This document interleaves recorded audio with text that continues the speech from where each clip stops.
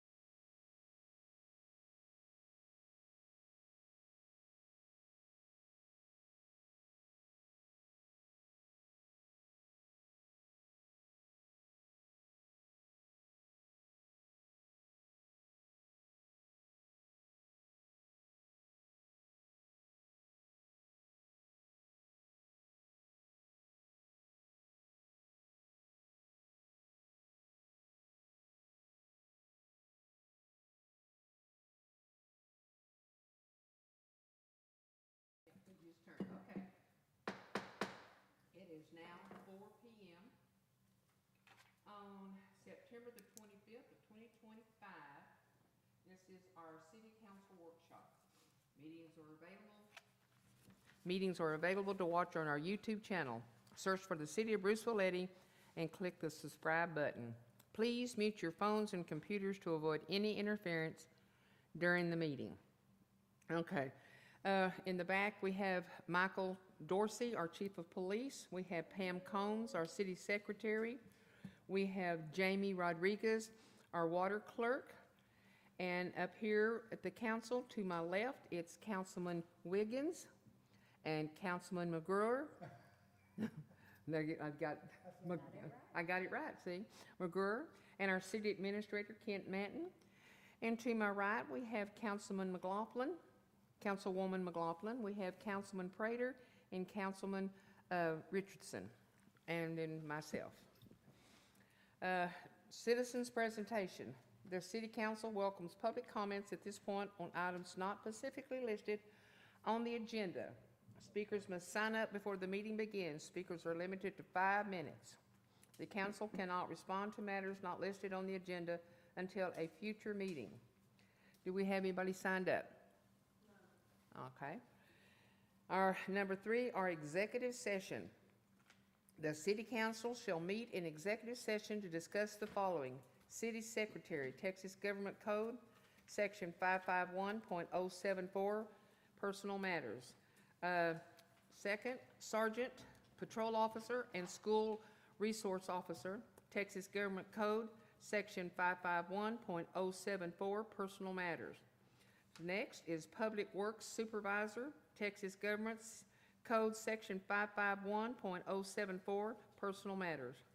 And it is now 4:02, and the regular workshop is closed, and we're going back to executive session. Please turn your mics off if they're on.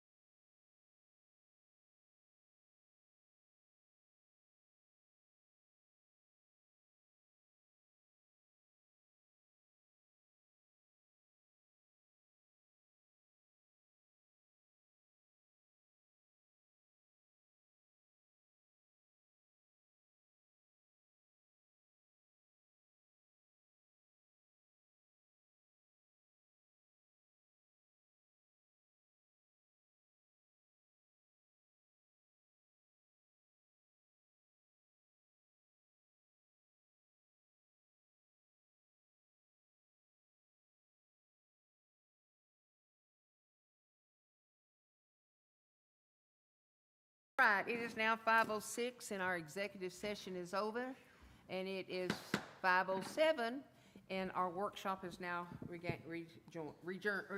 joined. We got it. We're back. Folks, we're back. Oh, God. All right. My tongue was getting twisted here. It's like, okay. It's still early. Yeah, it is early. Okay, so nothing else to discuss on it? There's no motions or anything, because this was just a workshop. I'll make a So motion to adjourn. Okay, it is 5:07, and what about you, Mr. Prater? You got that last one? I make a motion to adjourn. All right, all in favor? Aye. All right, it is 5:07, and our workshop is now closed. We will adjourn at 6 p.m.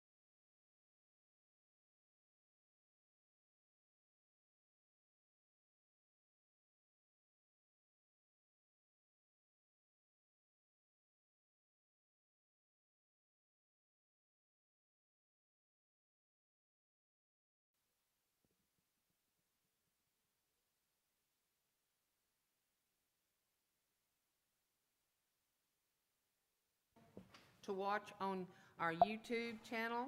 Search for the City of Bruceville-Eddy and click the subscribe button. Please mute your phones and computers to avoid any interference during the meeting. Thank you all for being here. We're glad to see people out there in the seats. And we got new people here in our council meeting tonight that moved here about a year ago, so I welcome them here. And I just want to say thank y'all very much. If y'all would please stand for prayer, I'd appreciate it.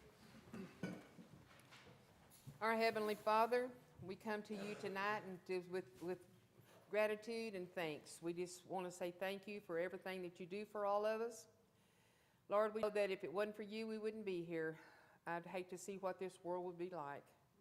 Lord God, I pray that you'll watch over our first responders, our military men and women, our police department, our city workers, our city staff at City Hall, the council members, and I just pray for everybody that gets out there and just works real hard for our city, because we do love our city and we try very hard to make sure that it's working, and we just want to say thank you, because we know without you we wouldn't be possible.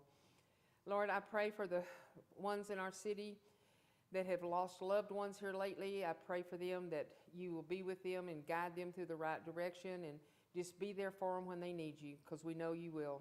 You've been there for me to help me through so many. Lord God, I just want to say again thank you for everything, and I ask that you come down tonight and give us strength and courage and the wisdom to be able to do this council meeting tonight, and to understand what our citizens have to say and listen to them, and give us the strength and the wisdom to be able to make the right decisions for our citizens. Lord God, I ask for all these things in the precious name of our Lord and Savior, Jesus Christ. Amen. I pledge allegiance to the flag of the United States of America and to the republic for which it stands, one nation, under God, indivisible, with liberty and justice for all. On the Texas flag, I pledge allegiance to thee, Texas, one state under God and one indivisible. Thank you. Y'all may have a seat. Okay, do we have any community announcements?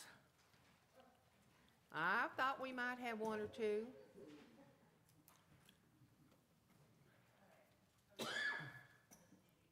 Is it not on? Sorry. There we go. Now I have a There you green go. light. I was like, I don't see the green light. Hi, Danielle McGurr, 215 Hungry Hill. Again, thank you for always putting First Friday Bingo on the board for us, but that'll be October 3rd at 6:30. It's going to be a Halloween theme, so we'll have probably a witch's brew or something like that for our mocktail.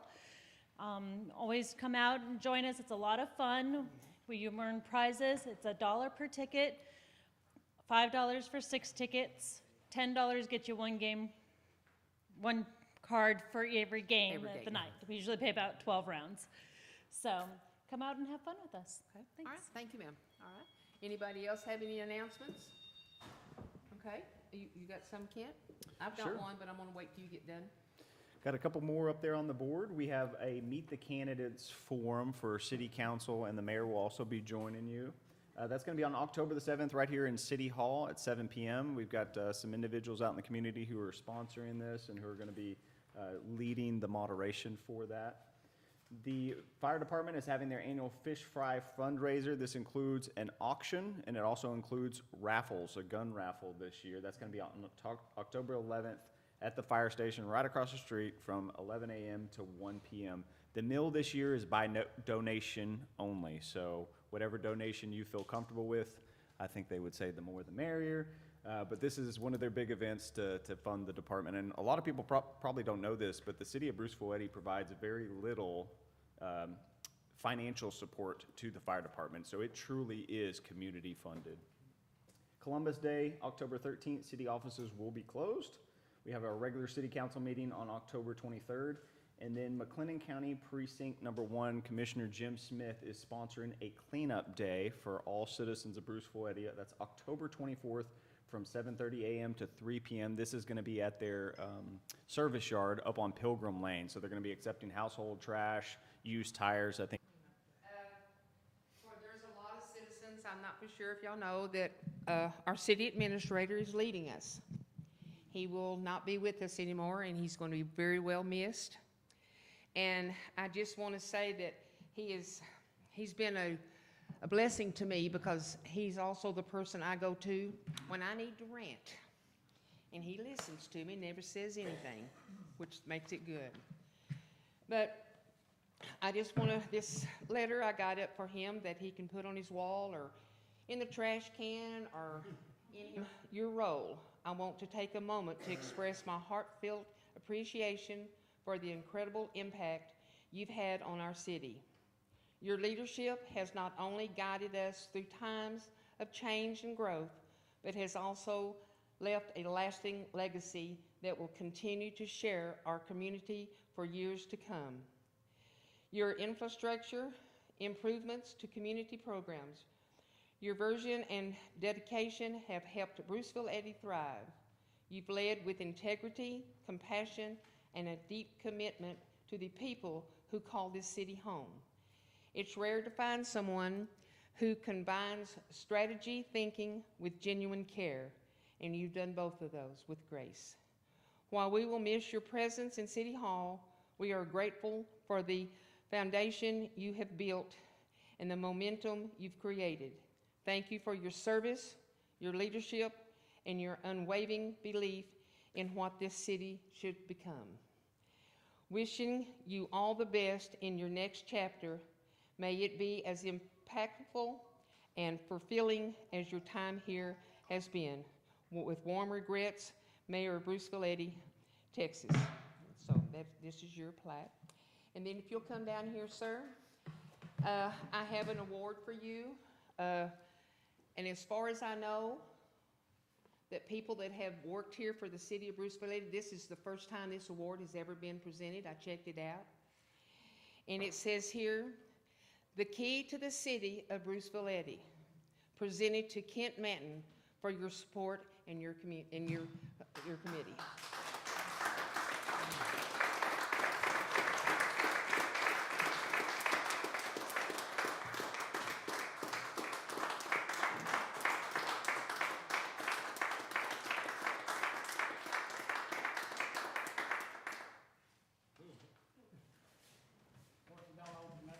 And then to piggyback off of that, MRB Group put together a little care package for you and a card.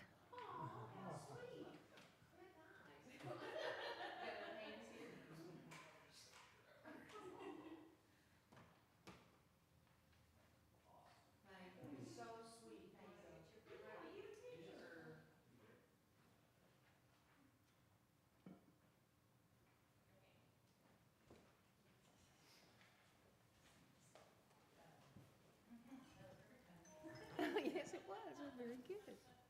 All right. Things to say real quick. Okay. All right. Kent, you just go ahead. He has something he'd like to say. No, I just wanted to say I really appreciate the kind words. I've truly enjoyed my time here in Bruceville-Eddy, and the decision to step away and move back to the DFW area was a very difficult one, but it's the right one for our family at this time in this season. You are going to be missed, truly. Wish I could continue to serve in this capacity. As I've said, I've loved the community, and the kind words that you expressed here tonight, they could not have been possible without the city council, their decisions that they've made over these last few years, and our very supportive and effective staff. It truly is a partnership, and I'm very excited to see what you are going to do into the future. So thank you so much.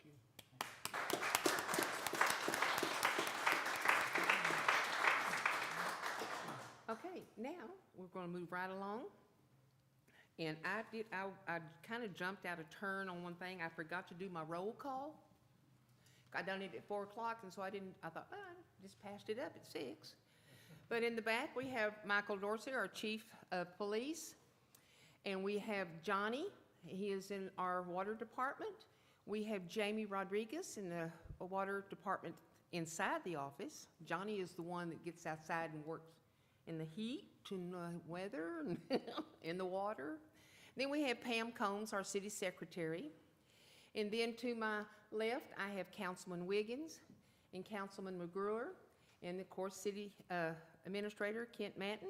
And then to my right, I have Councilwoman Joyce McLaughlin, and then I have Councilman Prater and Councilman Richardson. So that is our people for here. So, sorry I missed that, jumped ahead of time and went to announcements. I was excited. All right. Okay, citizen presentation. The City Council welcomes public comments at this point on items not specifically listed on the agenda. Speakers must sign up before the meeting begins.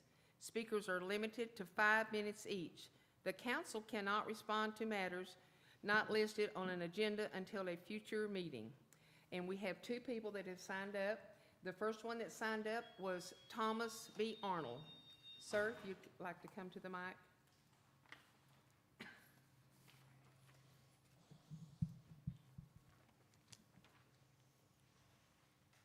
Or discuss issues I'm about to talk about, and that is probably for the best. If I say something and you know for a fact that I'm not talking about you, good. But if I offend you or touch a nerve, then even better, because maybe, just maybe, we can learn from it and grow as people serving the community. Topics of discussion: 238 Melissa Street, previous council meeting, permits and inspection department, city prosecutor, attorney, rights and respect, and moving forward. I'd like to back up a few council meetings ago. I'm assuming that a complaint about 230, or at least I'm paying for it. Okay, so a few meetings ago, I guess prior to the meeting, a complaint came in. Chief Dorsey and one of his officers came onto my property uninvited, unasked, pepper sprayed one of my dogs while on my property, a dog that belonged on my property, not them. They could have retreated to their cruisers, but they did not. Chief Dorsey lied to you. When he came to my property, asked me to meet him at the gate, we spent most of the time talking about the German Shepherd that I recently acquired from somebody that couldn't take care of her. He never asked to come on my property. I never offered to let him on my property. He was not denied access to my property. So him saying that I was denied access, he was not. I want to make sure you understand that. I did not deny him access to my property.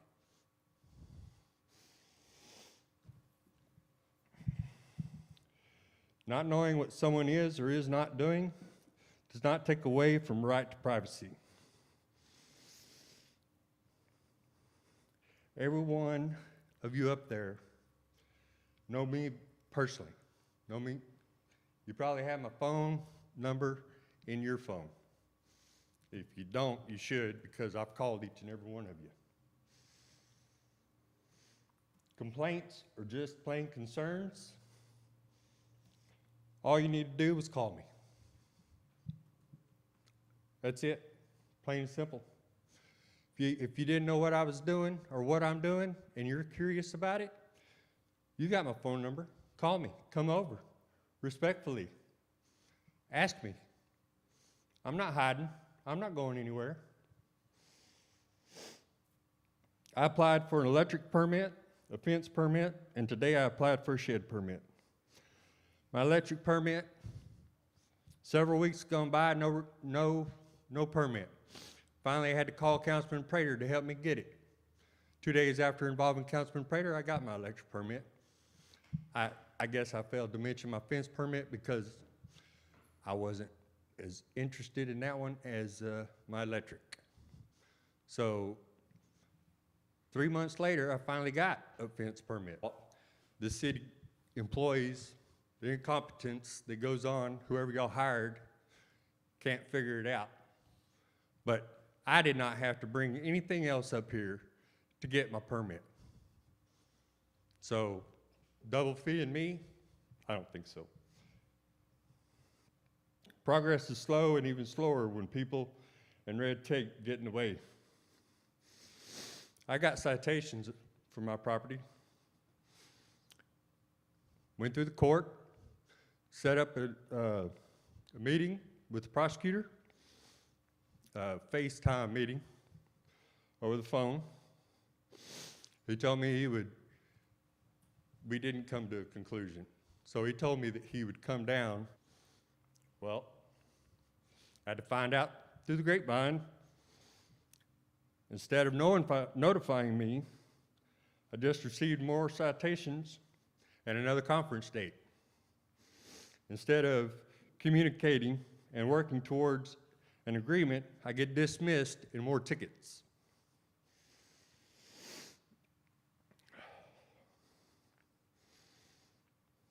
The shed permit I applied for today, I'm told that it's going to cost me $85. Shouldn't cost me $85. There's a permit, A3.001 permit fees, A4, less than 200 square feet, no charge without electric or plumbing. And if you think that A3.001 permit fees B, an inspection that is part of a permit fee listed above but conducted independently, $85. You don't need to have that inspection done independently. Anybody could do that inspection. You don't need a license. You don't need anything. Anybody can do it. Mayor Owens could come out and do it. Anybody could do that inspection. $85, we worked hard to get that up here. And now you're trying to charge people $85 for it. It doesn't. Inspections do not have to be done independently. Anyone can do it. Oh, I think I just said that. Got ahead of myself. I've been trying to do what I want without conflict with the city. But your stubbornness and arrogance is halting that. And now I'm here tonight having to defend myself against stupidity. I may have my personal issues, and yes, not you, I'm working on me. Y'all didn't listen to or care last time I had a problem, even though I proved I worked 4 hours. Yes, I had a bad weekend. Chief Dorsey had to step in and pick up my slack, and I thanked him for it with a text message after he told me he did it. But I guess that in itself, thanking someone. Moving forward, I want you to know I am here and I'm here to stay. Work with me or get out of my way. Keep pushing me and we'll find out how creative I can get.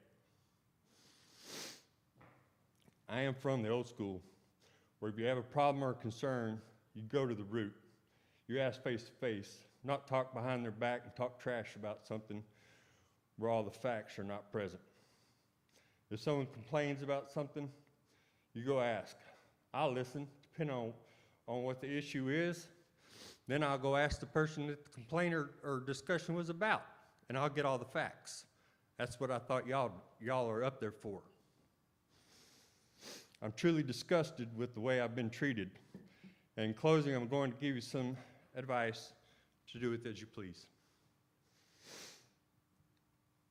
If the city and its personnel treated someone more petty than I,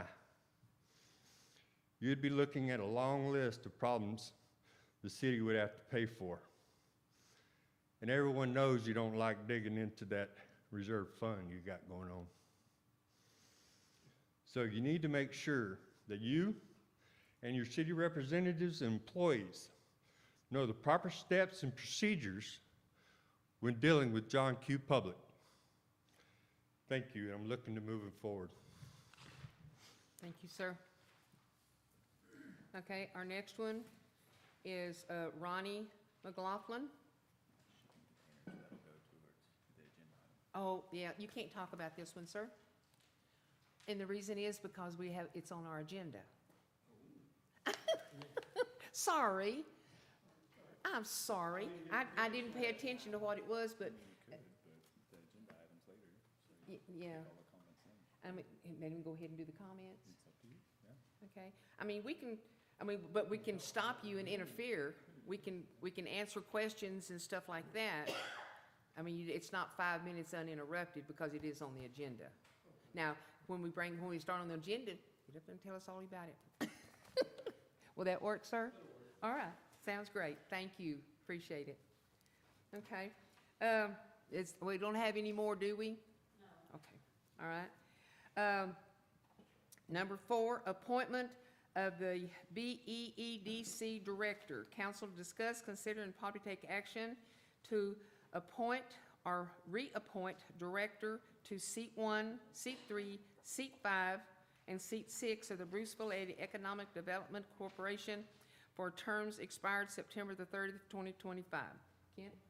Mayor, Council, I think this one's pretty self-explanatory. Mr. James Talbert expresses his desire to not be reappointed to the EDC, citing health concerns. I know most of you here know him very well and know what he's been going through over the last year, and he wishes to remain in service in any additional capacity that you can see for him, but the EDC is just, it's going to be a little bit too much at this time. So with that, if you wanted to move forward with the other candidates who are looking to be reappointed, you certainly can do that, and then you would just have one vacancy on the EDC that would need to be filled at some point.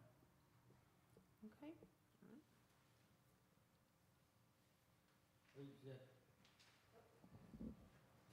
Yes, sir. Yeah, Mr. Wiggins? Is number 7 up too? Yes, sir. Okay, I seen 1, 3, 5, and 6 on the agenda. That was a typo. That was my Okay. fault then. Should be So it 1, 3, 5, 6 7. and 7, right? Yours? Or just 1, 1, 3, 5, 3, 7. 5, and 7, all the Okay, odd 1, numbers. 3, 5, and 7. Yeah, Okay. this one should be 7 instead of 6. We'll fix that for the next. Yes, we will be. How did she put it in there? We've done an application process in the past. I can Yeah, we blast got that the out on app. Savvy. We can put that on our website. Anybody who's interested can contact the mayor. And fill out that form, yeah. Okay, Mr. Wiggins? Oh, what about if, what does council think about, I think in the past what we've done is we've said, let's put it out there to the citizens, and we put it on Savvy Citizen or whatever, and maybe by our next council meeting, by our October meeting, give a cutoff date for that meeting, and then come up with some That sounds names. good. Yeah. Yeah, I Yeah. mean, I'll make a motion that, We for, do to that, do yeah. that. Because we'll be getting people send in there to give them time to come in, Right. and we can set a cut-up date. Right, I mean, Okay. so I'll make a motion that we put it out to, on our Savvy Citizen, that anyone that's interested in becoming an EDC member, fill out the application, and for our next, Favor? Unanimous, thank you, ladies and gentlemen. Okay? And then we do need a motion to reappoint those Yeah, other 3 members. To reappoint those people. I make, go okay. ahead. Go ahead. Go ahead, Mr. Wiggins, You want to do it? or you want, Reappoint Mr. Weaver and Mr. CW. And then we've also got Patsy Duty on Yeah. there. And Patsy Patsy Duty. Duty. Okay, I'll make a motion, also make a motion that we reappoint CW Wharton, position, seat number 3, and Patsy Duty, seat number 5, and Mr. Weaver. Darren Weaver at seat number 7. okay? Yeah, the one we have to replace is the first one. Okay, do I have a second? I'll second. Okay, do we have, all in favor? Unanimous, thank you, ladies and gentlemen, all right, got that. All right, delegation of cargo, shipping, and storage containers. Council discuss, consider, and possibly take action on ordinance O9-25-2025-2, amending Chapter 3, Article 3.06 of the City of Bruceville-Eddy Code of Ordinance, removing restrictions on the use of cargo, shipping, and storage containers as a permanent storage solution. Okay, Kent? Mayor, Council, don't have a whole lot of additional comments here for you tonight. This is a pickup item from last council meeting. I just wanted to make sure that we did this by ordinance if y'all are wanting to change some of those rules. And my recommendation to you is just, fully consider and discuss, debate the consequences, the ramifications that these ordinance changes might cause into the future, so. Okay, all right. Now we can discuss. Oh, yes, ma'am. Come on up. Yeah, he's going to, but come on, we'll take you first. So I listened to last month's meeting, but I wasn't here. And I do have an opinion on that, and that's all Well, I that's want to fine. give. Yes, ma'am. So, what? I said, yes, ma'am. Okay, imagine that, I have an opinion.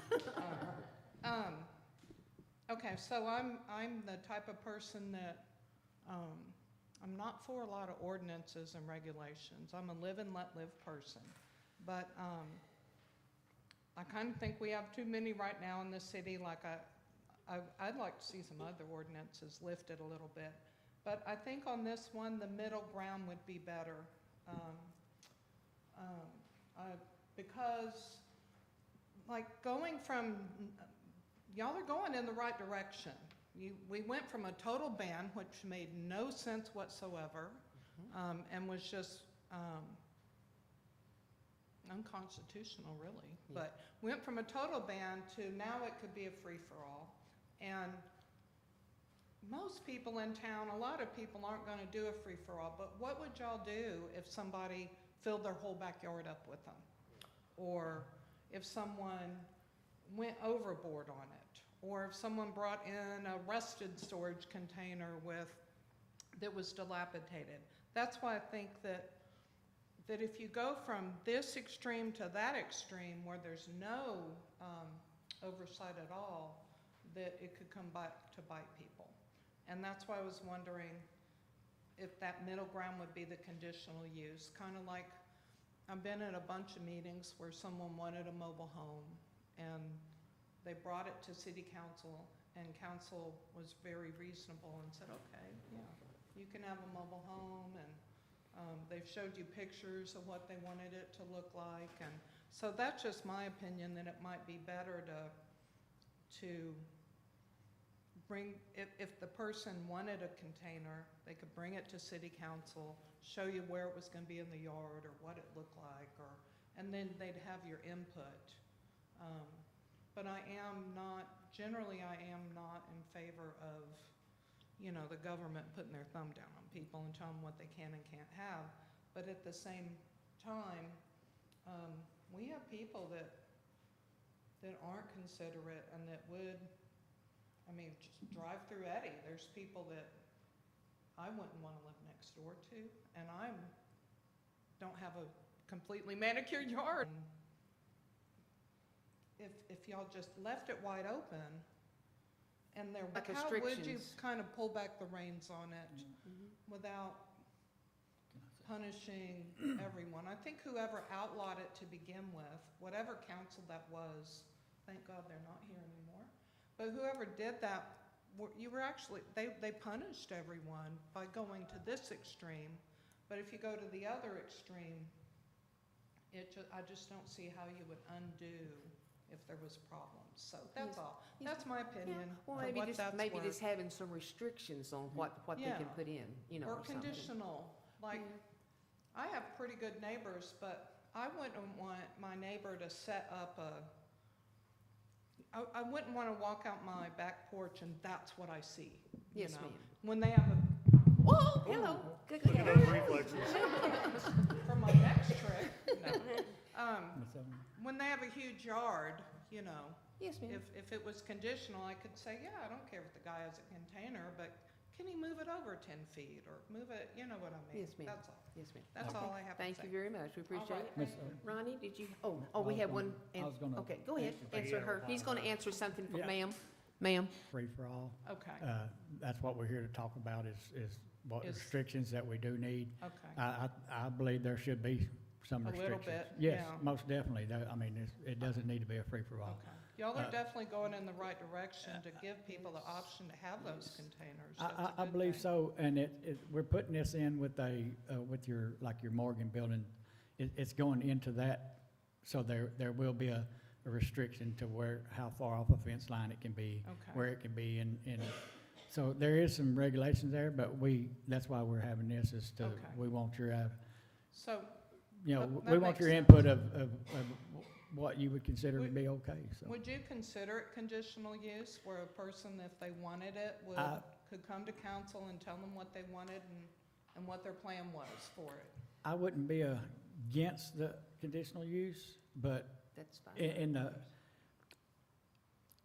in the past, when they come in for a conditional use permit, they have to pay for that permit, $500. $500, and if we That's- turn it down, you see, if we turn it Oh, I down, didn't then they know. don't get their money back. Yeah, couldn't So, there, so I'm kind of against the conditional use permit. that seems a bit extreme Yeah, I to mean, have to pay for it.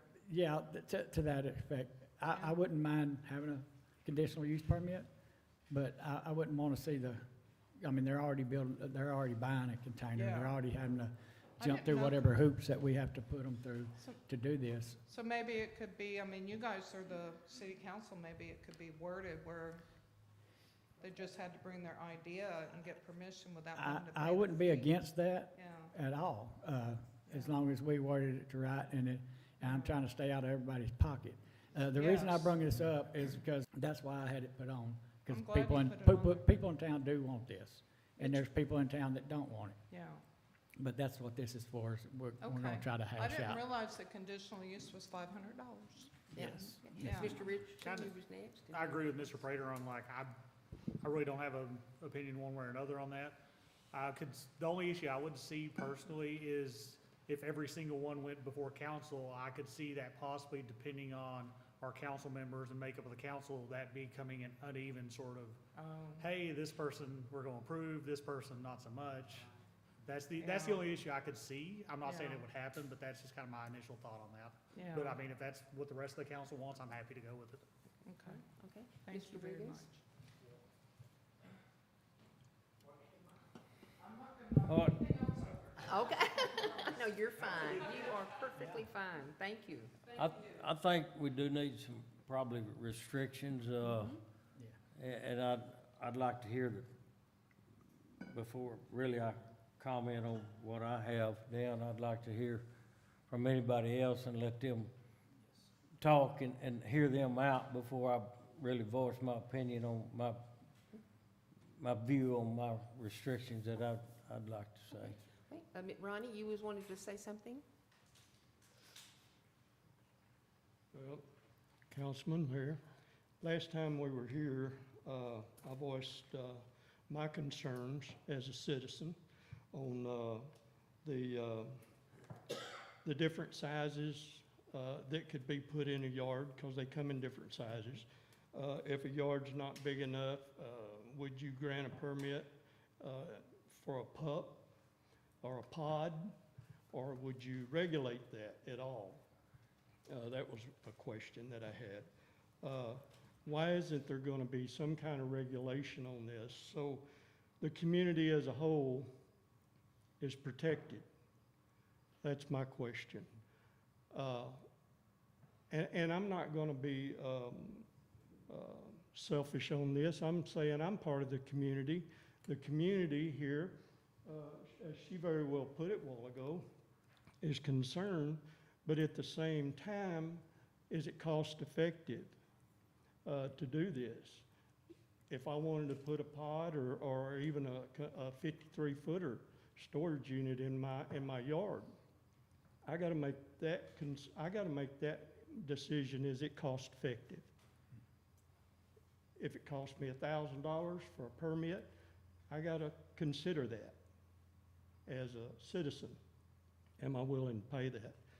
Can I find a pod or a container that is cheap enough for me to be able to afford the extra funds that it would take to get it set in the yard and get the permit? I'm not going to go back on everything that I talked about last time we were here, but what I didn't get to talk about was, as a citizen, a concerned citizen, I would like to see some kind of conditional use put in place that would protect us and protect our property, protect our, if I decided to sell out, I don't want anything standing in its way. And understand? In other words, something that doesn't suit the people that's wanting to buy my property or that they're looking at my property. I don't want anything that would hinder that. So with something in place that would beautify the backyard or the community, I'll go along with that. But to have something that is just a totally negative, and I feel like this is, without something to protect us, it's a negative, not a positive. And that's how I'm gonna look at it as a whole. Okay, Mr. Richardson, So I just, Kent, you can probably answer this, so. turn your mic on. Sorry about that. So just to clarify for everybody, if anybody's like missing anything, can you just kind of walk us through the difference between the Sure, I can do a quick one. So a permit price, the permit process is generally outlawed by ordinance. A citizen comes in, they submit an application, that application goes through a review process, a permit is issued with conditions for work to be done or installations or in the building regulations. But essentially that one requires pre-approval by city council. The way it's shaped in the zoning ordinance and the reason the cost is so high is because we have to send out notification to individuals within 200 feet of that property line so that they're informed that this could be going on to the property next door. You also have to publish in the Waco Tribune Herald, and those also add to the costs associated with that. And then there's quite a bit of a review process that it takes to get to city council for approval or denial. Thank you, Kent. All right. Mr. Rivera? Okay, one of the things that I'd like to see, a conditional use permit actually gives the city the ability. It used to be I didn't turn it on. Now, I'm not close enough. Can you hear me now? Okay. A conditional use permit allows the city to have some control over what happens when they put containers on the property. So if somebody doesn't maintain it, if they have a dozen containers on a half-acre lot, and they're stacking them out there, or whatever the case may be, then the conditional use permit gives us the ability to withdraw that authorization. And the presentation and request of city council for that conditional use permit gives us an idea of what this individual has in mind as to what they want to put on the property. So we all have a good idea that this is actually going to fit within our community and it's not going to end up being a blight on the community. We're trying to improve an already beautiful city and make it better than what it is now. And so the other concern that I have is $500 is a lot of money for a permit. And I understand that there are many steps the city has to go through. But I'm wondering if it is possible that if a person presents a conditional use permit to the city and the city council says this is not going to work in this city, this person is now suffering a $500 loss. Is there a possibility that we can refund all or a portion of that $500 so they're not out a considerable amount of money to come before us? Because really what they're paying for is the ability to come before us and get approval.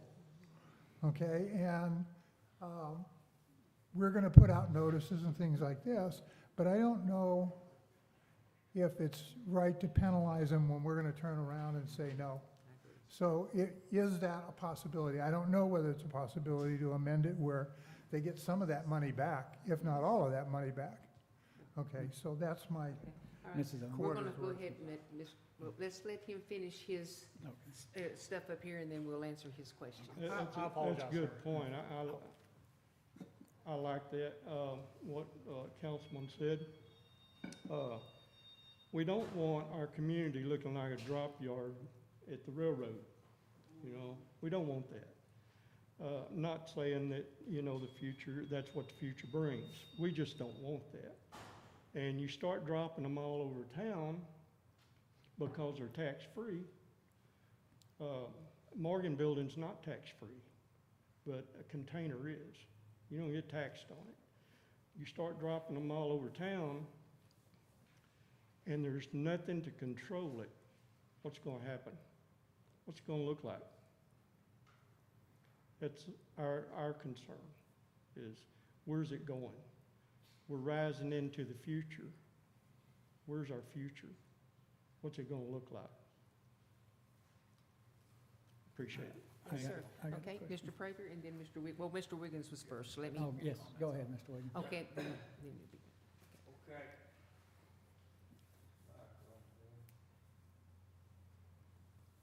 yeah, there's gonna be restrictions. I got it on there. It's gotta be. Okay. Yeah, I just need you to touch it. Okay, I have like three things wrote up that I'd like to see. First off, we have a lot of these all over town.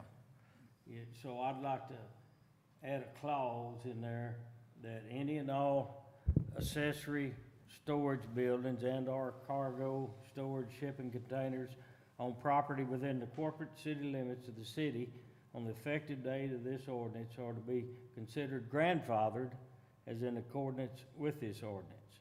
Then number two, you know, I do believe that maybe we need to have a limit on, you know, the number that can be on a lot. So here's what I wrote up there, there. Each lot within the city limits shall be limited to one cargo container, which shall hereinafter be treated as an accessory storage building as in accordance with this ordinance. And the other one is that, a clause stating that any and all storage buildings and/or cargo storage shipping containers pertaining to this ordinance shall not have any profane, vulgarity, and/or indecent language or content. So in other words, if it's got that, then you need to paint over it. But as far as making somebody come in there and maybe it's got haploid or whatever that is on the side, okay. You know, I'm not gonna make you paint it. And some of them we have nowadays, one of them, I'll tell you, I have one in my place, which is outside the city. And, and I spent $3,000 painting it. And, you know, vulgar, profanity or something like that, then, yeah, they need to paint over that, you know, yeah. But that's the things that I have. We do need to limit it to maybe one on a property, but, and I'm with, Mr. Prater. I mean, the thing about the conditional use permit, that can be a good thing, but the bad side of it is that it costs $500, and if we turn it down, then you lost that money, but maybe we could get something in there where, you know, if you want it, we'll bring it in here, and the ones that's already got one here, leave them alone, you know, that's kind of the way I am. Anyway, that's all, thank you. Okay, Mr. Prater, you was up next, and then Yeah, it's her. I'm okay with, I mean, that's what this is all about, is getting the citizens' idea on what they want and what they don't. Amen. I'm okay with a limited one, but, I mean, the ordinance that this is gonna be under, there's already stipulations, like I said, how far it can be off. We can add stuff to this. I mean, it's not set in stone that this is what it's gonna be like. Right. But if you go and look at the ordinance now, say I wanna build a shop in my backyard, I come in and get a permit, I don't have to get a conditional use permit. No. I just have to get a permit. And there's nothing in that permit that says I can't have different colored tin on my shop. Now, I'm pretty sure you probably wouldn't like that multicolored tin shop in your backyard, but there's nothing that you can say about it.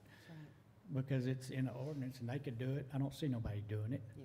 You know, if I build a shop in my backyard, I wanna make it look good. And most people live in this town probably Yeah. want to do the same. But I got nothing against, I like what Mr. Wiggins is bringing up. You know, I'm okay with limiting it to one. Yep. There's, you know, you can, I would even be okay on limiting the length of The it. size, yeah. Yeah, because That's what I there's some pretty long ones in there. I don't know, But but money it costs. they cost money. But, I see something good happening here. I mean, we got your concerns, and we got somebody behind you that had some concerns also, but had some better things to say about it also. But, I mean, that's what this process is about, is Yeah. coming together Seeing what and citizens- finding a happy medium. But we just can't go around telling people what they can put in their backyards. Amen. I paid for my land. I want to put something back there, but I want to be respectful to my neighbors also. That's me. That's not everybody in town, but that's me. And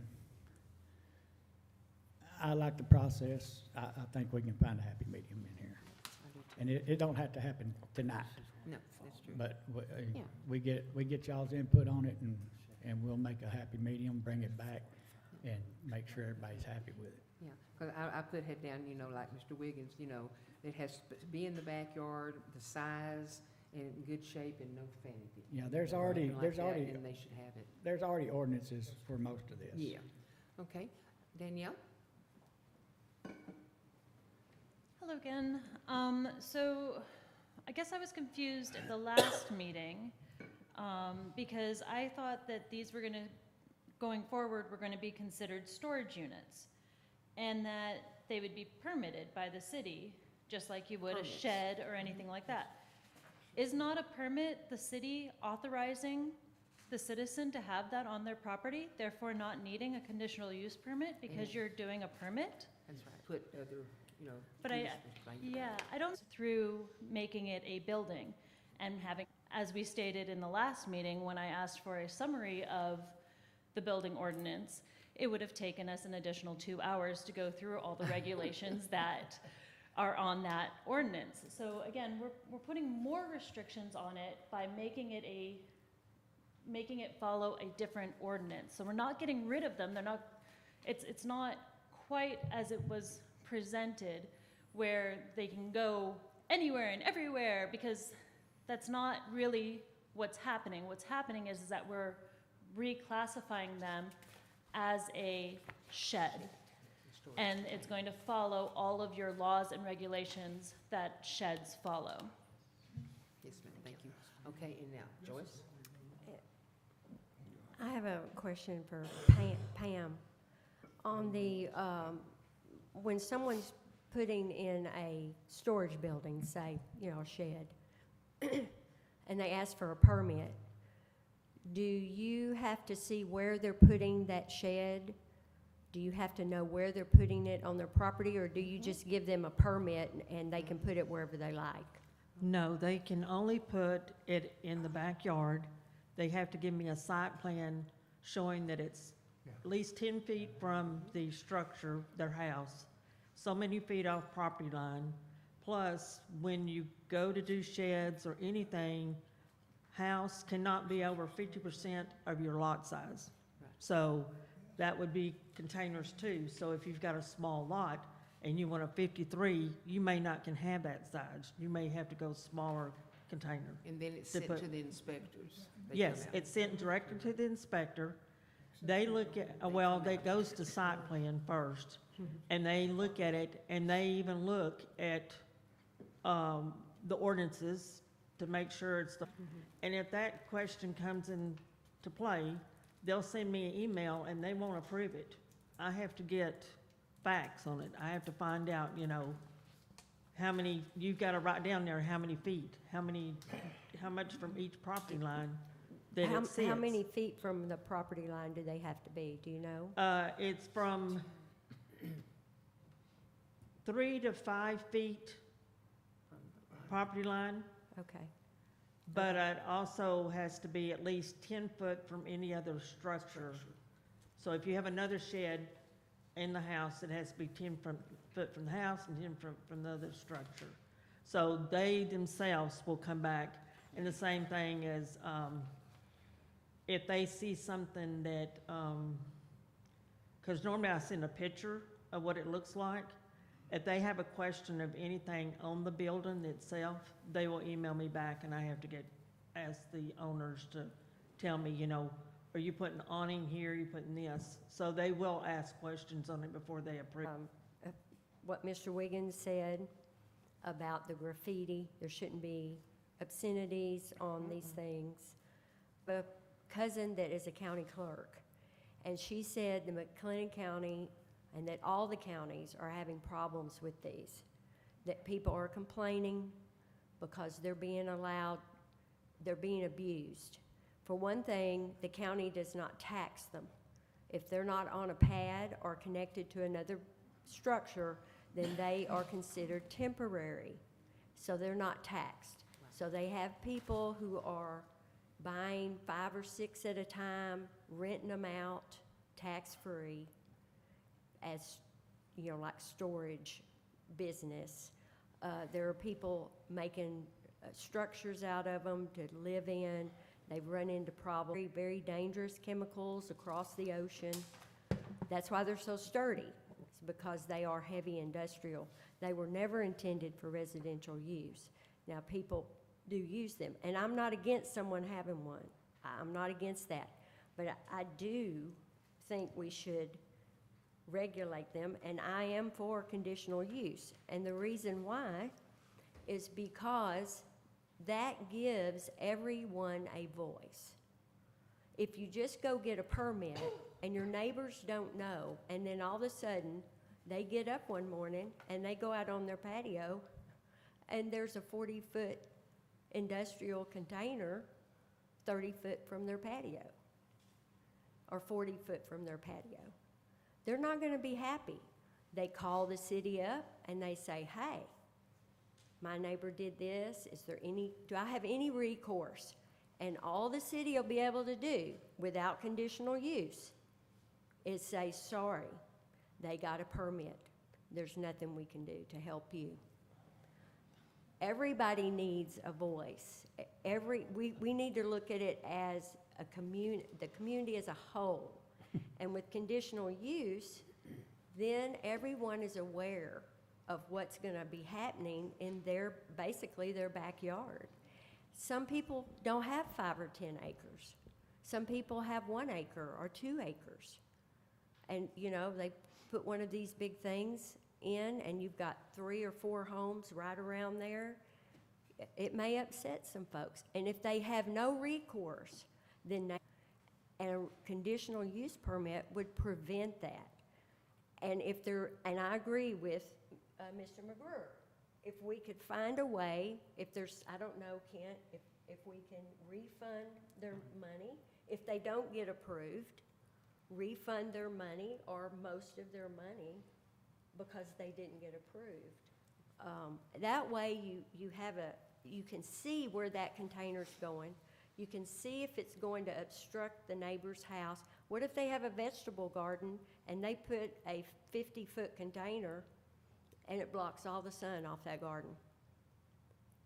Then they can't have their garden there anymore. That affects the neighbor and their quality of life and how their peace of mind and all of it. We have to consider everyone, not just the folks that want the cargo containers. And I'm not against people having them. I just think we should be considerate of the whole community, not, you know, and there are 3 people up here that own them.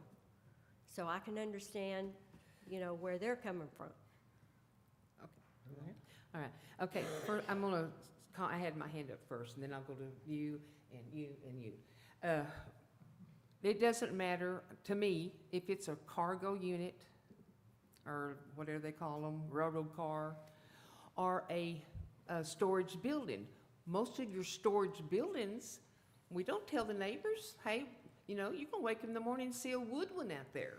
So what's the difference in waking up and seeing a metal one out there? Then, as far as it taking the sun off of a garden, most of your wooden ones that are built are a lot taller than the ones that are down here, you know. So that's why we were talking about, you know, let's regulate size, the amount, how many people can do it in the backyard, away from people's property lines, you know, and they're in good shape, and, you know, to restrict what kind comes in.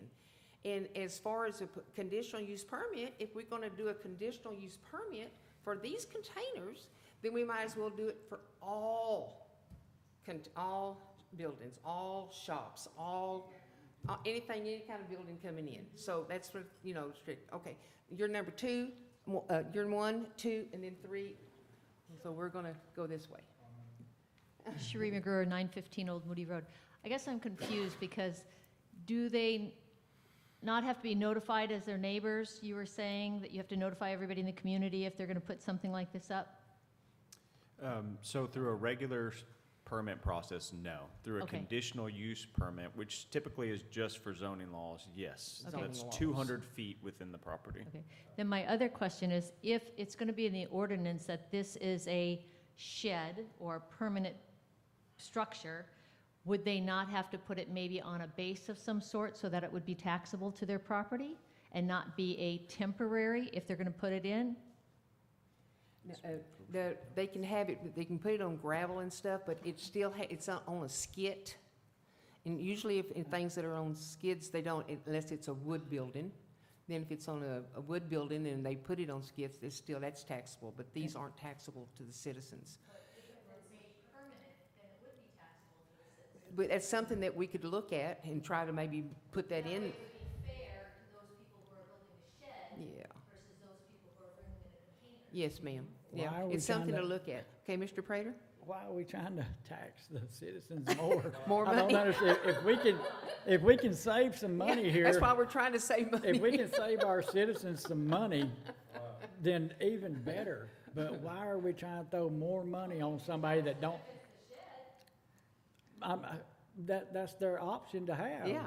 But why are we trying to, it's their option to pay taxes on a wooden one or have a heavy-duty one that's not gonna fly off in a Yeah, tornado. it's not. Why are Okay. we trying to tax the citizens more than what they can pay in taxes now?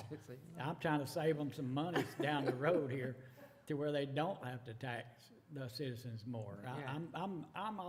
Only reason you'd want higher taxes is if you're selling your place, then your tax value is higher. So every time somebody comes in, say like I got a $400,000 house here, I come in and I build it. And so the person down the road that's got a $30,000 house is now raising their tax. Why can't this person come in and say, I don't want that $400,000 house there because it's gonna raise my taxes? You know, so this person's gonna be mad because you put a $250,000 mobile home here and they're gonna lower their taxes. Well, hey, that's good. I won't lower taxes. I know. That, Just in case. yeah, but, Yeah. Because the argument is that you want to make it the same as a shed. yes. If it's the same as a shed, then it should not be movable, it should be permanent, and it should be treated as a shed. My sheds are my shed's movable. All right, Mine's not we on need a to, we pad. we need to kind of go, Okay, anyway. Mr. Arnold, you had a question? Thomas Arnold, 238 Melissa Street. Most cargo containers are fixed, other than length, they're fixed dimensions. They're height, width, they're cargo containers. They sit on railroads, they sit on ships, they go through docks. Their size, length, other than length, doesn't change that much. Thank you, sir. Okay, all right, you had your hand up, Joyce. Did you Well- Oh, wanna come on, I was say third anything? one. Oh, I'm sorry, I'm sorry, I didn't see your hand over there in the corner. Yes, Mr. Richardson, I apologize. So, one of the concerns brought up, and this is to Pam, one of the concerns brought up was stacking of storage units. So under our permit process, you would need a permit for each storage container, is that correct? Mhm. Yes. So If you have, that would eliminate the stacking thing, because it can't be, for your second permit, it can't be within 10 feet of a structure. So if Right. it's stacked on top, obviously it's not 10 feet, so we wouldn't approve that, right? Yes. right. correct. So the You- stacking, either way we go, the stacking's There not would an be no issue, right? stacking, right.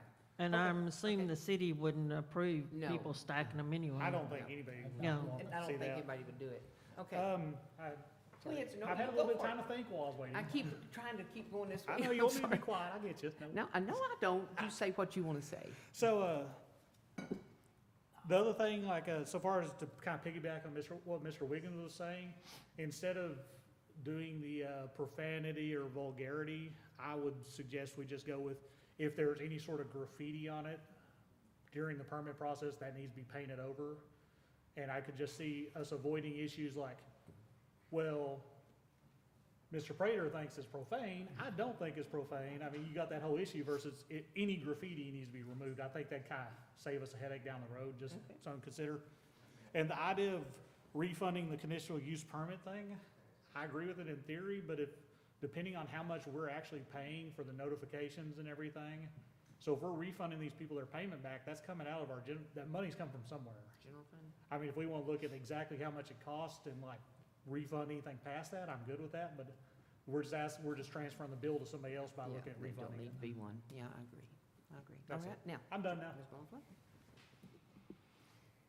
Oh, I'm sorry. It's okay. My brain, I was thinking. That's quite all right. I did check on sizes, and you can get them anywhere from 20 feet to 53 to the public. Mm-hmm. Now, they come bigger, but they won't sell them to the public for that, and they are 13 and a half feet high, all of them. Can be no higher than 13 and a half feet because they have to travel down underneath bridges and things like that. So that's the sizes that you're looking at. The average size that people buy is 40. And they are heavy industrial. They weren't designed to flow with the landscape in a residential area. They were designed for a freight yard. And like, I forget who it was said it, we don't want our city looking like a freight yard. I personally don't want to live next to a freight yard if I'm reasonable about it. If they have 5 acres of land, put it on the back side of your land.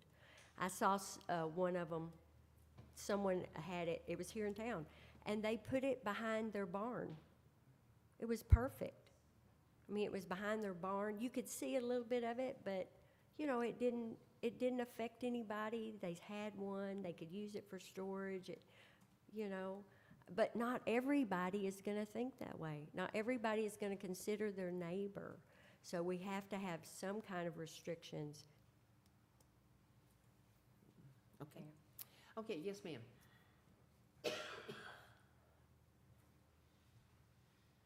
Cindy Edmondson, 851 West 3rd Street.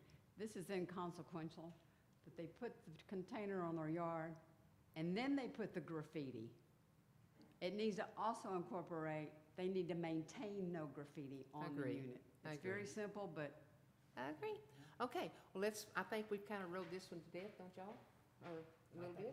We can move a little bit.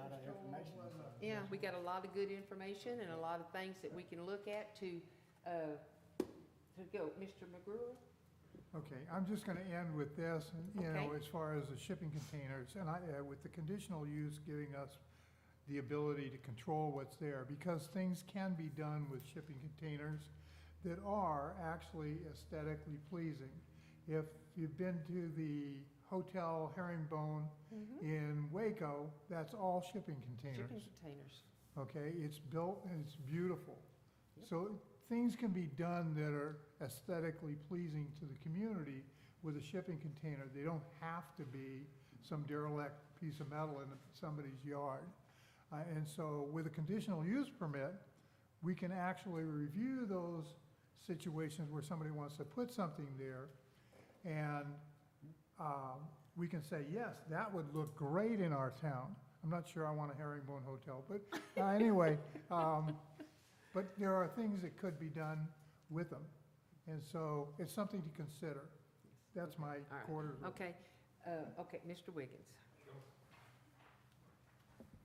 Okay, right now, I mean, we've got it listed under accessory storage buildings, is that right? Yeah, okay.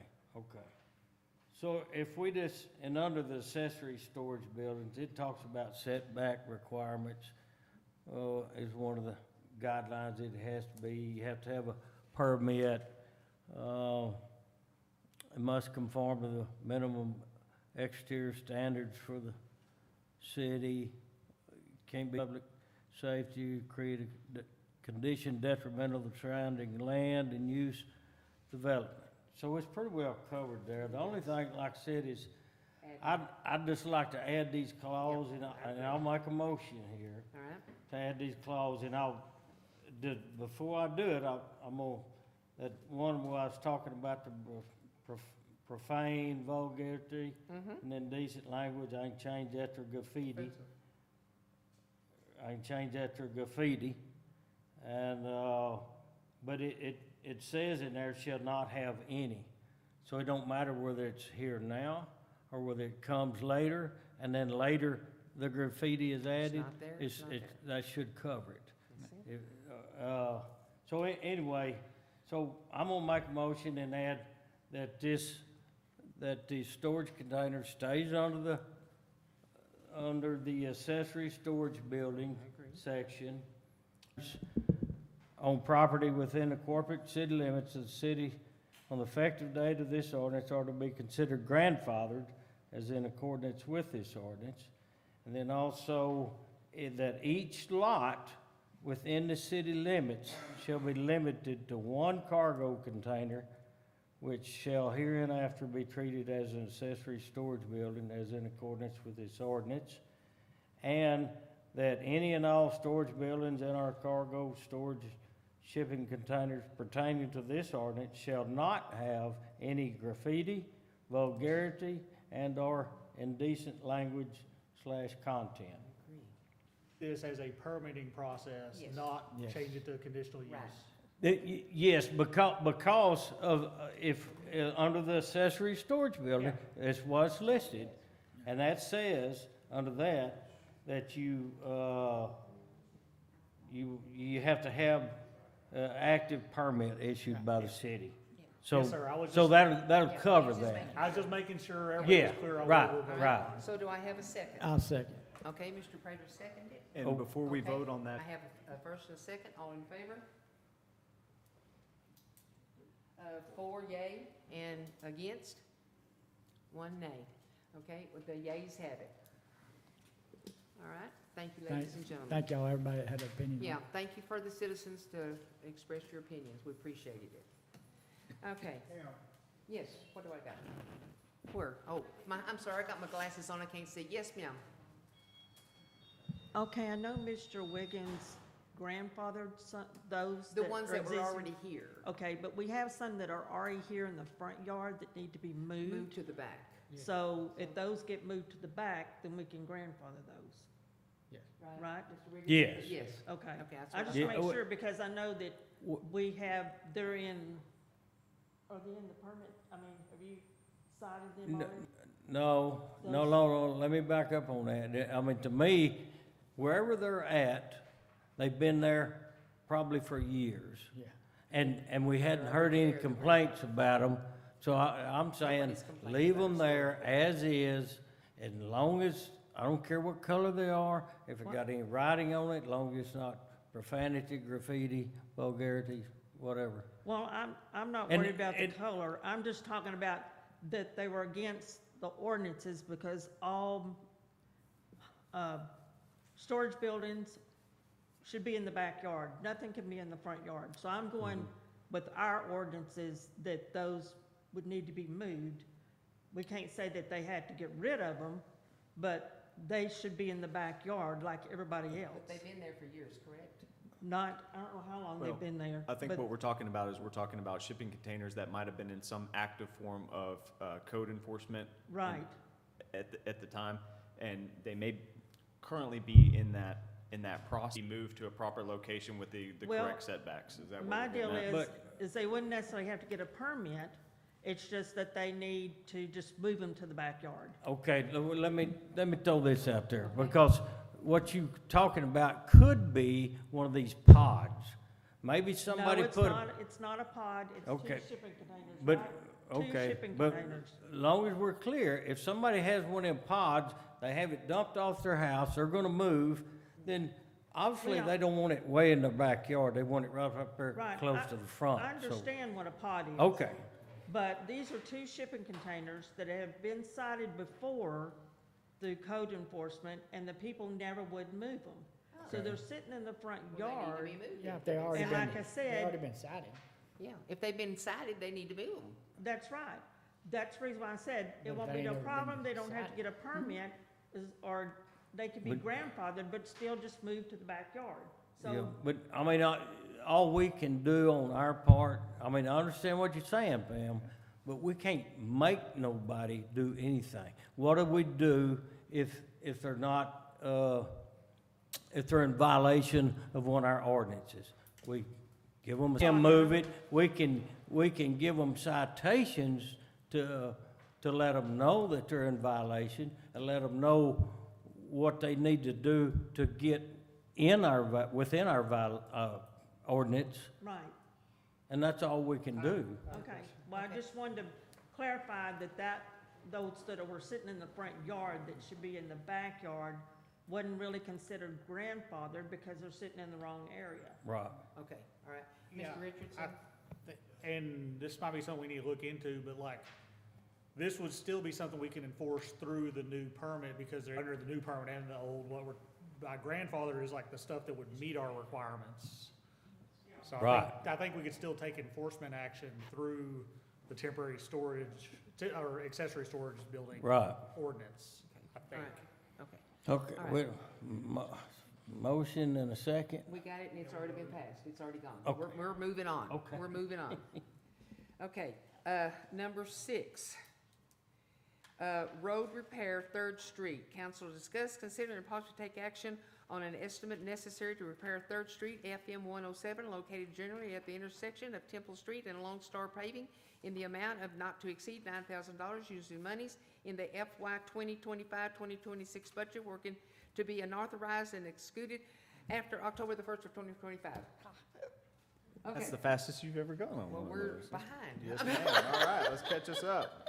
So this is a significant cost. If you've been driving down 3rd Street recently, you've noticed the little dip in there. That's where our Public Works guys had to go back in and fix a leak that just happened to be within maybe 2 to 3 feet of a leak that occurred in 2023. Now, when we repaired this section of FM 107 to TxDOT standards, back then it was $4,500.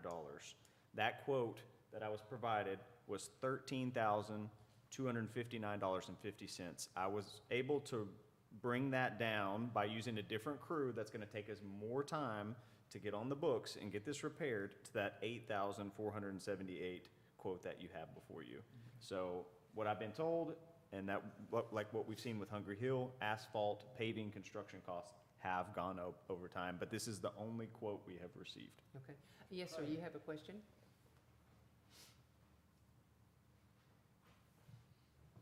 Consider It's- TxDOT skates again. Well, we're working in their right of way. So it's our public facilities. They require anybody who works on their utilities to repair the road back to their standard. Thank you. Yes, sir. All right. Anybody else have any questions or anything about this? If not, do I have a motion? Yes, Mr. Wiggins. This is extremely high, but we ran in this once before, and because TxDOT has our hands tied, we have to come to their standards here. So I'll make a motion that we approve the bid for the total amount of $8,478.50. Not to exceed 9 or just the Not to amount? exceed. I'll second it. Okay, and that motion is not to exceed $9,000, correct? Oh, is that, Yeah, that's what it says. Not to Okay. exceed $9,000. that's fine. Okay. Yeah, not All to right, exceed we have a first and a $9,000. second, Yes. okay? And all in favor? Thank you, ladies and gentlemen. Okay, now we'll go to number 7. Staff report, council to discuss and consider staff report from the city administrator, chief of police, city attorney, consultant engineer, and departing heads. And y'all have most of that stuff in y'all's packet, but I think Kent has some things that he likes to report on, correct? Unless y'all have anything. Were there from any the- questions on any of the other reports Yeah, the before I hop chiefs, in? the chiefs or the city attorney or engineers or anybody in the water. Well, Johnny had to leave, so. Johnny is working a 6-inch water leak in the old Another, Bethany so- area right now, so he had to step So out. we'll let you know what he's doing. He's working. Yeah. Mr. Wiggins? Okay, on the engineer, Yes, sir? ooh, let me find that. the engineer one. About the Old Bethany water main improvements, they started on that last time. They hadn't started, but the contractor has started work on the 6-inch water main along Old Bethany near the Friendly Oaks well site and have installed approximately 900 feet of water main. And on the Hungry Hill Road rehab, it says, completed plans, bid manual will need revisions before bidding, and OPC were submitted to the city. MRB is ready to provide an updated proposal to move forward with tech stop permitting, bidding, and construction phase services at the discretion of the city. And on the GIS updates, they asked for clarification on how the large-scale map should be printed and what all the city would like included in the public viewing login. Have we done that? Yes, sir. I picked up the maps yesterday afternoon, and that was on my city administrator's report. Exciting announcement for our website. We're actually going to be launching a public viewer for all of our GIS maps. So you can log in, you'll be able to see the zoning overlay, the city limits, the ETJ, all of our water lines, all of our water plants. And so this is going to help reduce a lot of the inquiries that we get from developers, from the public, and it's just going to provide greater transparency and access. There are going to be a couple of things withheld on there. We're not going to put utility account information on it, but I think this is a solid step forward in the right direction, and I'm very excited to announce that. Does anybody else have any I got questions? Yes, sir. Real quick question. Yes, sir. So the Ascent Travel Center, I see it on here, I just wanted to like ask you, so what is the latest estimated time of opening for them? Like your best? I have not had a whole lot of coordination with them over the last month. I think Chief Dorsey might have been doing a little bit more than me here lately. But my understanding is that they're planning on opening in October. That's the latest word that I've been given. They are still working with utility relocations and tech stop. Gotcha. That's the holdup. Thank you. All right. Anybody else want to report? Ms. On, Williams? on the water report, I usually give a little summary, but to narrow it down, I just want to say that our loss percentage was down nearly 8%, less than last month, so that's good. And we sold about 55% of the water pump, so that's good. Yes, sir. Anyway, that's all I have. That's all you got? Okay. All right. Kent, you want to go ahead and give yours? Sure, you bet. So I just wanted to go ahead and put it out there that the city administrator position has been posted on the TML October the 17th. It will be my last day on paper, probably going to take a little bit of vacation in the meantime. We also have an opening for a senior utility maintenance technician and our skill resource officer. So if you're interested or you know anybody else, please pass them along. The court clerk position that was created and posted back in August is going to be funded as of October the 1st, and we do have interviews set for that on 9/29. As far as the sewer project goes, right now we're working with Union Pacific and Black Rock Construction. We've had a lot of back and forth with Union Pacific Railroad on the boring process. It's quite extensive. There's a lot of permits involved. They have to actively monitor that entire tract as the bores go underneath. So we're coming to a conclusion on that one. Hopefully get some clarification with our rep over there and be able to start that project very soon. You'll also notice up in the Bruceville area, we've got a big alleyway that has given us some challenges over the last couple months. We've tried to work through that. We have been given the go-ahead with the landowners and the alleyway, and so that sewer pipe will be connected here in the next couple weeks. You'll see a lot of clearing and grubbing work, and unfortunately, a lot of trees that have been in the area for some time will be coming down as a part of this project. Okay, on the water system, I think Mr. Wiggins already hit the nail on the head on all that. The Old Bethany project is underway. Matter of fact, I'm pretty sure that's what Johnny was responding to tonight. On the CDBG grant, this is that water line improvement project in between 3rd and 4th Street. So Black Rock has completed their sewer installation in that area. We're working with both engineers to update our maps, or well, we've already updated the maps, but we've let them know that we've discovered some additional 6-inch and 8-inch water lines in that area behind Eagles Landing. So we had to modify some of the plans before we can move forward with that project to bid. On WBW, this is Eagle Prairie. This is the subdivision that's going in right next to the school. You might have noticed some cameras around town over the last month. They were performing that traffic impact analysis, so they're recording that information so that they can continue to coordinate and negotiate with City Council on what improvements are going to be required around their property, road improvements, that is. They did let me know that there was some sewer construction going on downtown during that time, so they're probably gonna have to circle back around to pick up one intersection that was impacted by that. And let's see here, we already touched base on Ascent Travel Center, and I think that wraps it up. Any questions of me? Anybody have any questions for the city administrator? Nope. Okay. Thank you. Moving right along. Okay. And I don't know if I've said this earlier, but we have newcomers in the back.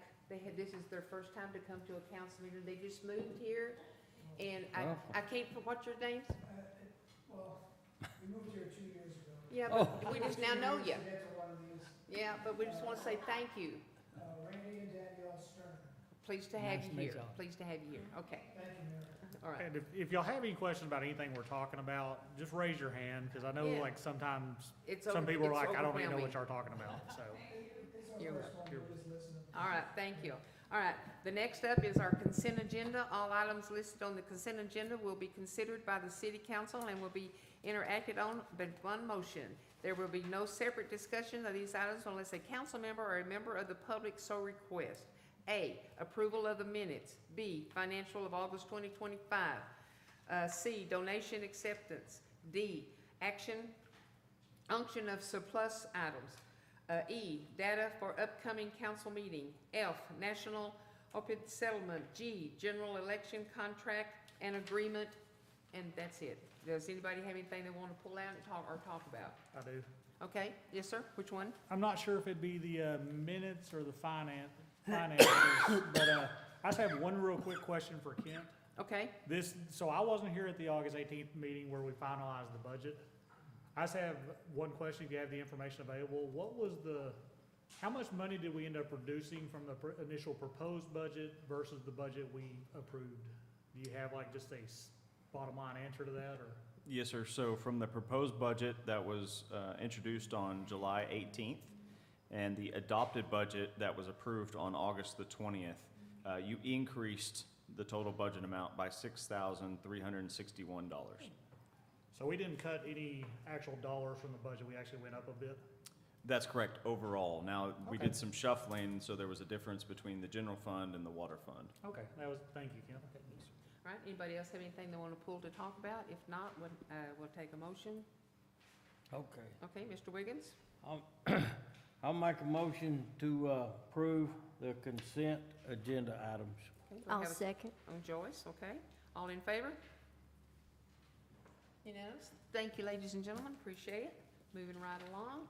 Okay, our next one is number 9, executive session. Of course, this is, okay, These were discussed in our workshop, and we went there, and unless there's anyone that we need to do to go back to the executive session, then we can just do our motions. Mr. Wiggins? I move to provisionally approve both the hiring and employment agreement with Ms. Renee Flores as discussed in executive session, and to approve the mayor to sign and execute the final agreement. I'll second. Okay, Richardson. All right. What about the second one? Sergeant Patrol? We're gonna vote, we gotta vote on wait, that. all in favor? I'm sorry. Unanimous. Thank you, ladies and gentlemen. I was getting ahead. Okay, the second one. Okay, Public Works, so effective immediately, I move that we direct the city administrator to pay out personal accrued vacation time in excess of 80 hours for all employees who fall into this category. Furthermore, I move that all employees with any accrued vacation time on the books are hereby directed to use this time within 1 year of today's date using established time off request procedures. Moving forward, it is the policy of this employer to never allow more than 2 weeks, 80 hours, to be rolled over from year to year, without council's direct approval to the contrary. Staff should refer to the amended resolution of January 2020 for further understanding of the council's intent to limit the accumulation of accrued vacation time. Do I have a second? I'll second. Okay, Mr. Richardson, second that. All in favor? Unanimous. Thank you, ladies and gentlemen. And the last one is the Sergeant Patrol Office and the School Resource Officer. We're taking no action on that. No action, okay, that's one, No action taken. no action making taken. Okay, and B, okay, that's what we just talked about, that's, we're overcome with that. Okay, let's see, possible action or issue, just one, okay. Number 10, ordinance amending the master fee schedule, solid waste rate. Council will discuss, consider, and possibly take action on ordinance 09-25-2025-1, increasing residential and commercial solid waste collection and disposal rate by 2.05% in response to the CPI adjustment request from Waste Connections Lone Star INC. Kent? Mayor, council, citizens, unfortunately, the trash rate will go up again. This is a provision in that agreement that allows for the Consumer Price Index to control a percentage increase on an annual basis, and so Waste Connections is requesting that, and they're doing it with plenty of advance notice this go-round, so this would not be effective until December the 1st. However, it would be a 2.05 increase. Just for reference, last year that was 3.42%. The city will still retain that just under 3% administrative fee that we charge for all the management of it. And then my recommendation on this one is just approve the ordinance as presented. Okay. Answer any questions that you might have. Mr. Wiggins, you have your hand up? Okay. I'll make a motion to approve ordinance number 9-25-2025-1. Okay. I have a I'll second. second. Okay. Joyce, all in favor? Unanimous, okay. All right, and number 11, nominations for the candidates to the McLennan Central Appraisal District Board of Directors. Council to discuss, consider, and possibly take action on Resolution R 9-25-2025-1, nominating candidates for the McLennan Central Appraisal District Board of Directors. And Ken has those up there. Yes, ma'am. So this is your annual process. You get to nominate candidates for the McLennan and Falls County appraisal districts. I will just let council know that we did not receive the nomination packet from Falls County until it was too late, so I could not get it added into this agenda. The applications or the nominations are due back by November the 15th, so if you know of anybody you would like to nominate in Falls County, you would have to call a special council meeting for that. But just want to make you aware of that. So you're entitled to 4 votes on the appraisal district for the members, and that will come up later in the year. Tonight is just about nominating members. So you can do that. You can take no action. It's up to you. We have Ben Perry and Jim Patton. They have terms expiring on December the 31st of 2025. You're being asked to nominate up to 2 eligible candidates to the MCAB board. As I mentioned, the election will follow. The board is now governed by 9 members, 3 of those being elected by the general public in May. And that's all I have for you. Do you have anything on that? Do we want to take no action at this time, or do we want to go ahead? Are they running now? Is Perry and Patton running? Yeah, I'd just soon nominate Mr. Perry and Mr. Patton. Me too. Again. I agree. All in favor? Second. I'll second. Oh, I can't second it. I'll second. I'll third it. Richard did. Okay, Richard did. All in favor? Unanimous? Okay, I think this one belongs to Mr. I'll Prater. make a motion to adjourn. And I'll second. Joyce second that. All in favor? You don't want to adjourn, Mr. McGruer? All in favor to adjourn? No, I'm liking this. Oh, I mean, better. it's 4-1. Unanimous. Thank you,